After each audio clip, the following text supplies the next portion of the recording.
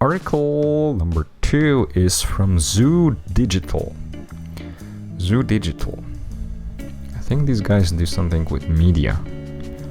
Yeah, because the article is about reimagining localization for global OTT distribution. And it's introducing the Zoo localization ecosystem. So this is kind of like about their own technical solutions, which might seem like a sponsored content, but let's see if we can find something useful here. Okay, the second wave of OTT is here.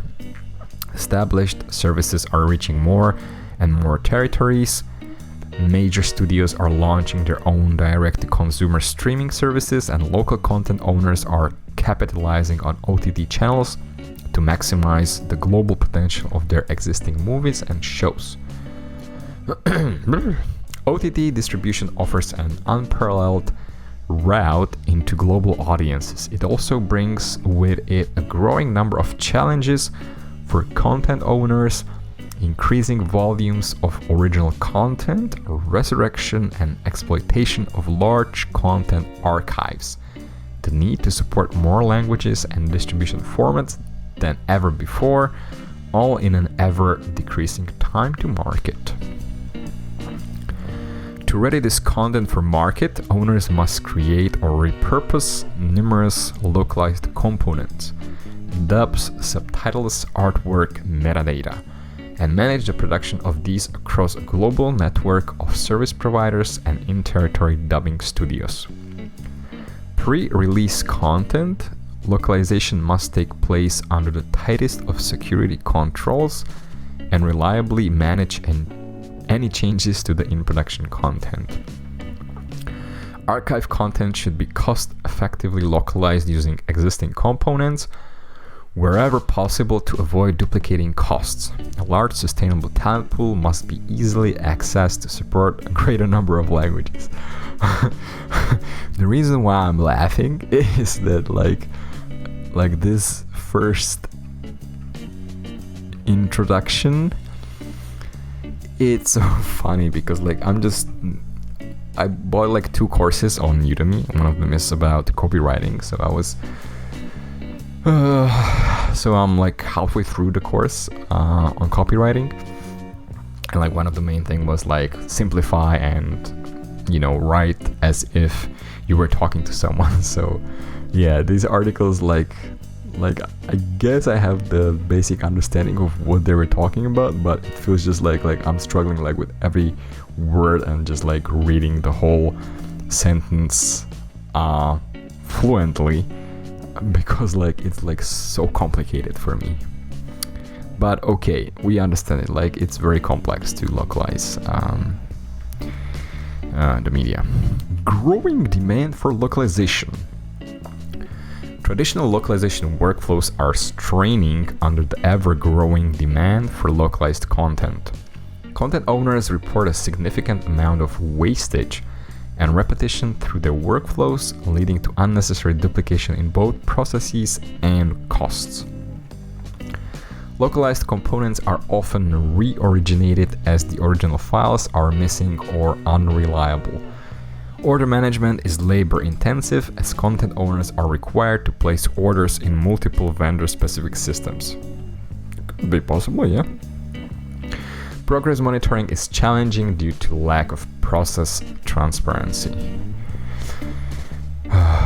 Process duplication occurs as each element of the localization workflow is typically handled by a different service provider. Limited local talent pools lead to the same voices being heard in dub content time and time again. Okay, yeah, this sounds possible. To address these challenges, content owners have called on localization service providers to answer their needs. They are seeking a joined-up, collaborative approach between all of their vendors, an approach that eliminates the cost duplication that occurs in large, dispersed studios. They want production processes that are robust and deliver consistently reliable quality, access to sustainable translation capacity developed through ongoing talent pool growth initiatives, and genuine workflow and process management efficiencies achieved through technology-led innovation. Oh my god, this is one sentence. Maybe I should tell them that they should buy the copywriting course as well. This is okay. I'm going to try to read it again. They want production processes that are robust and deliver consistently reliable quality, access to sustainable translation capacity developed through ongoing talent pool growth initiatives, and genuine workflow and process management efficiencies achieved through technology-led innovation. Okay. This is tough. Okay, Zoo has answered this call. Renowned for industry-first innovations, we have looked to reimagine services for OTT distribution and address the needs of content owners with the launch of our localization ecosystem. The all-in-one, all-encompassing ecosystem has been over 10 years in the making. Wow. With the launch of our very first software-enabled localization service in 2006, we recognized that OTT distribution represented a fundamental change and major challenge to the industry, so begin aligning our whole approach with the current and future needs of those distributing through OTT channels. Makes sense?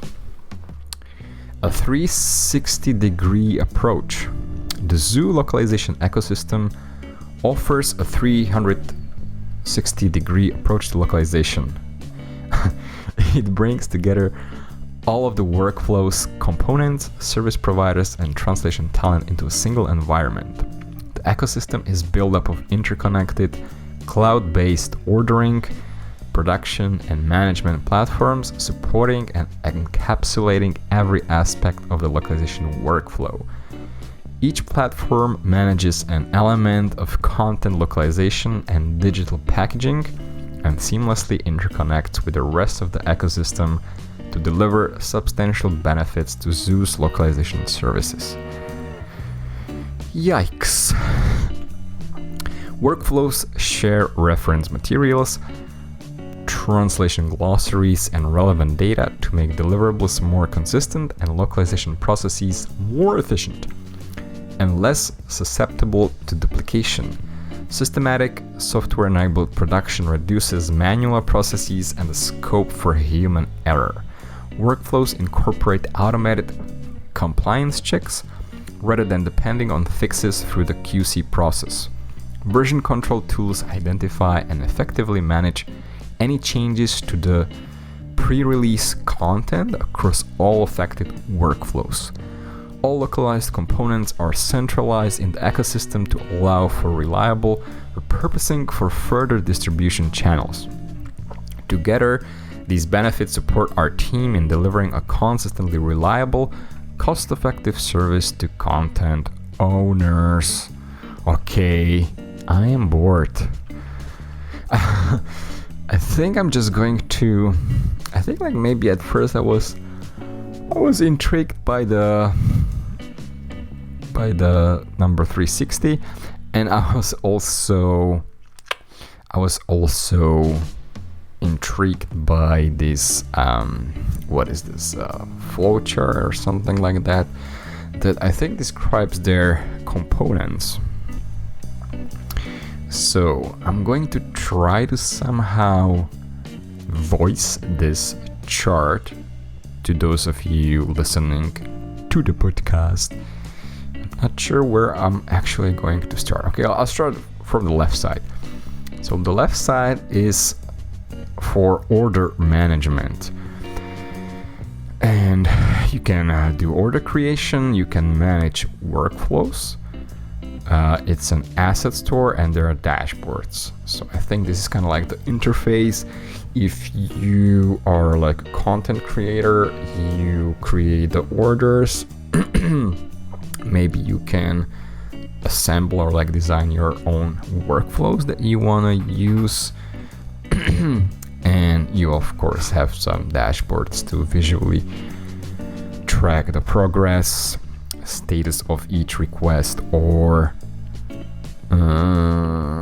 maybe some financial data. So this is happening in Zoo Studio and Zoo Core. So connected to the order management is project management. And for that, they have progress metric reporting. It's kind of like dashboards, legal agreements, and POs and invoicing. And this is happening across Zoo Studio, Zoo Core, and Zoo Echo. So, yeah. Okay. Yeah, and this is probably not very valuable to those of you listening, and I apologize for this. So that was connected, the project management was connected to the order management. Now to the order management, we have another connection, which is to asset localization.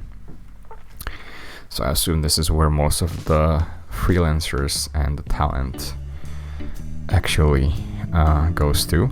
So this is where you can create scripts, you can translate scripts, you can create subtitles, you can do script adaptation, dub recording, dub credits creation, artwork, title graphics localization, and metadata localization.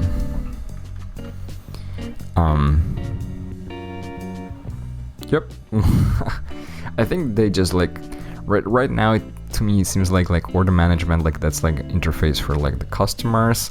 Project management probably for like the project managers at Zoo to manage and monitor the orders from the clients, and then the asset localization is kind of like interface where the language talent goes and does their work. So instead of going to TMS or somewhere else, they just stick to Zoo stuff. And there's like a lot of things. There's Zoo scripts, Zoo screen, Zoo sub, Zoo meta, Zoo dubs, and some other standard tools. And now the asset localization is connected to global data, which is glossary and characters. I don't know what characters mean. Oh, maybe it's like a description of the characters. Don't know. This is happening in Zoo Studio. Zoo Studio is probably something like a TMS. Trellis Studio? TMS Studio? Whatever. Okay, so...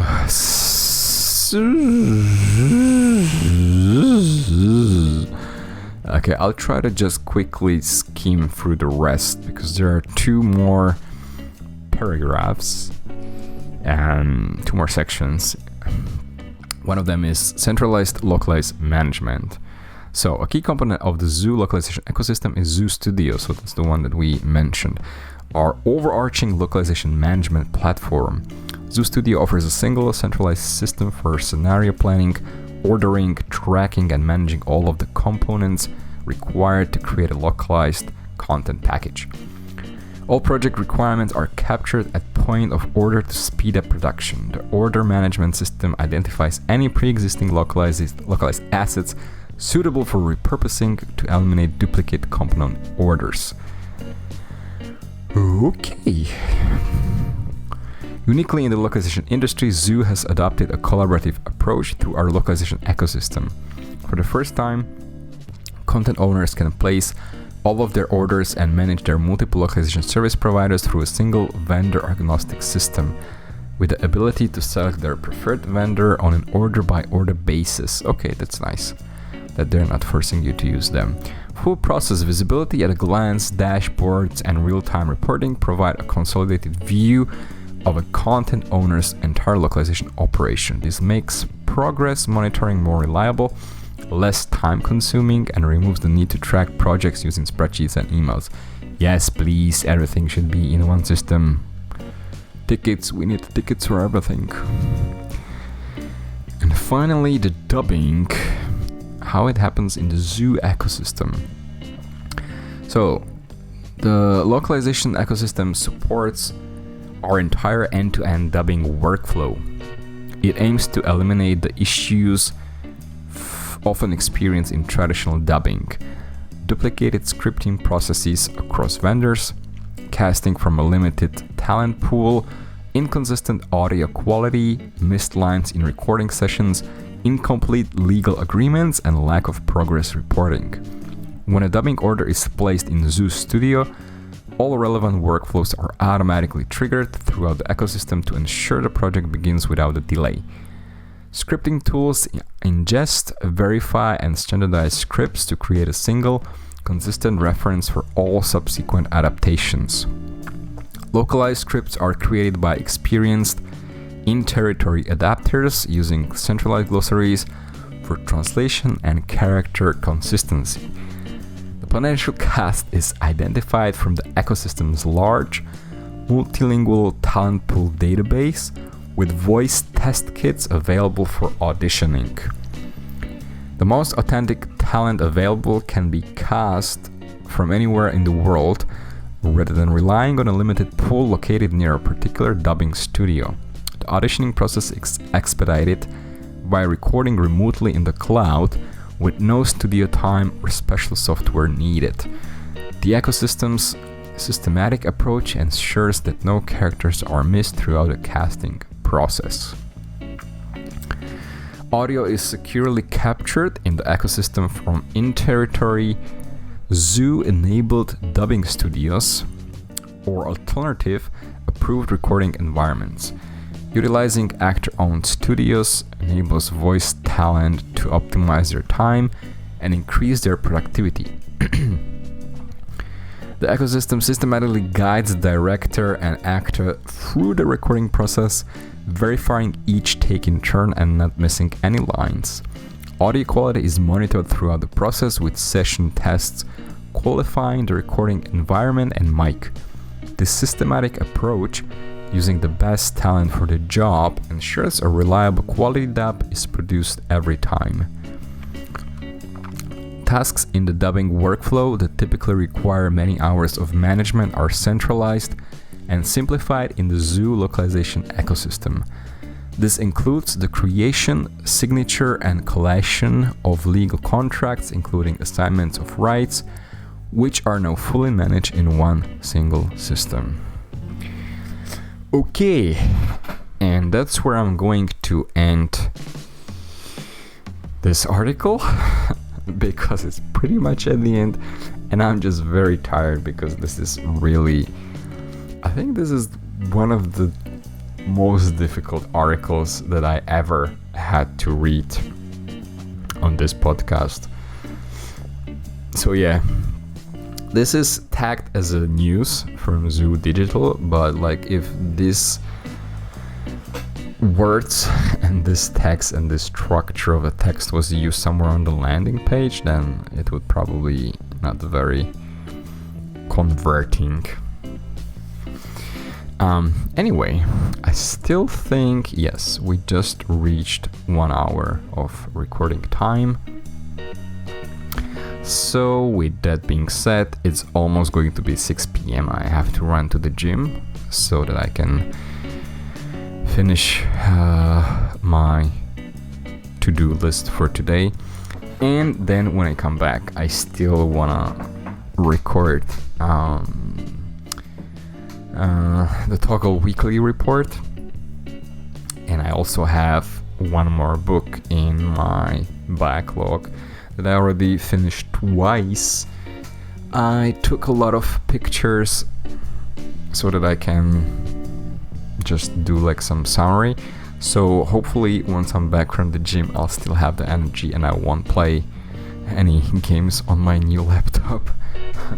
And yeah, I also need to start editing, because like the idea was that Saturday in the morning, ideally in the morning, I just record everything, and then in the afternoon, evening, I'll finish the editing, and then Sunday I'll do like a lighter day, because I was really having issues sleeping after I came back from Philippines, and I also feel like maybe I should take it a little bit easier, because right now it's really just like I wake up, it's a podcast, go to work, after work, podcast, and by podcast I mean listening podcast, or going through social media, preparing for the next localization podcast that I make. And when I get back, I do either copywriting or I do editing. So at least the Sunday, half of the day, maybe I just want to turn off. But now the good thing is that now that my laptop is super fancy and I can stream without any issues and still do something else beside it, maybe I can just play a game on stream. And definitely something that I'm going to do is I'm going to buy Cuphead. I'm just waiting for the Steam Christmas sale, and hopefully Cuphead will be on sale and I'll just buy it, because I was playing it recently with my colleague and I really loved the game. I liked it when I first saw it. The music is great. I can play it solo and it's not like super easy. So yeah, that will be one of the ways for me to stream something that could be interesting for the majority of the audience on Twitch and Mixer. Because what I'm planning to do, that is streaming pretty much work, that is not something that the young people and the teenagers or even the older people on Twitch want to see. But hopefully I'll be able to bring in some audience to these platforms, and if not, at least I'll have a lot of footage for YouTube. Anyway, yeah, I think I'm going to cut it right here. So this was episode 17 of the Localization Podcast. I'm very happy about my new Alienware, so expect the content. And yeah, thank you for listening. Thank you for watching. There were some people on the stream, I think I missed you, man. So yeah, also thank you if you're watching this on YouTube. Well, you guys probably are not watching on YouTube because the new videos don't contain all this blah blah blah talk. So thank you for listening.